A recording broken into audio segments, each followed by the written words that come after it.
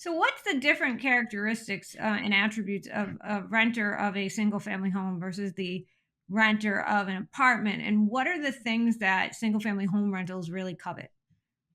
For most cases, it's space because it's in most cases um, our average tenant has got a little bit more than two kids. It's like 2.3 kids on average across our tenants. So they tend to be families. It's three, four, or five people who are living in it. So they want space. We also have about 80% of our tenants have a dog. Yeah. So for most of our tenants, they want two bathrooms because there's parents and kids. They want an enclosed fence for the dog. It's cold here, so they want a garage. And that's at its core, like the most important things that they're looking for outside of the gimmies of like, hey, it needs to be in a safe location. It needs to be a nice house. It needs to be in good shape. It needs to be clean. It needs to be like very functional. And then we have additional things on top of that, like that we care about from a fund perspective. Like we're building this portfolio in a way where we could sell it down the line. So we're using the same institutional buy box criteria that the other guys are. So if we ever sell it to them, we can. So for that, it's like no homes on a street where the speed limit is faster than 25 miles an hour. It's got to be a 25-mile-an-hour speed limit street or less. So it's a safe place for the kids. It's easy to rent. Like no one's going to chase a ball into the street and get hurt. No solar panels. Institutions don't want them, so we can't buy a house with solar panels. No pools. They don't want them, so we can't buy a house with that.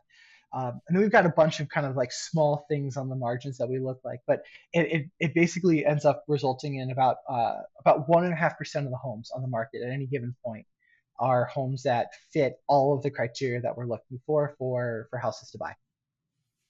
That's really interesting. Like I'm fascinated by this. No street with a speed limit more than 25 miles an hour. I wonder how like my area would fit because I live on the corner of a very busy street, but my actual address is on a cul-de-sac. You're good. Um, You're oh, good. okay. What other amenities do you see? And again, what are the difference between if you look at like the pool of renters that are specifically looking for single family homes and the pool of renters that rent apartments and the risks associated with it and that kind of thing? What really differentiates? And then as you look at your rentals, because obviously one of the key aspects of anything when you're investing in a fund like yours is the Mhm. risks of non-payment of rent, costs of eviction, things of that nature. And I'm curious if there's information you have or if you guys have done any work that kind of looks at the different pool of renters in the two buckets and have any insight into those types of risks.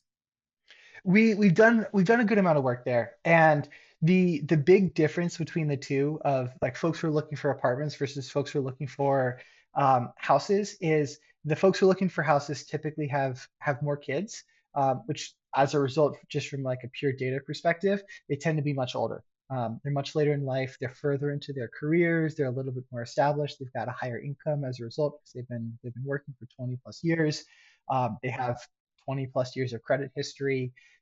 You have a much better understanding when you're underwriting the tenant of like, hey, who this person is. They've look, this has paid off their credit cards every month for 25 years. They've never been late on a rent payment in 25 plus years. Like you have a pretty high degree of confidence in who that person is and their ability to pay rent when they go for it.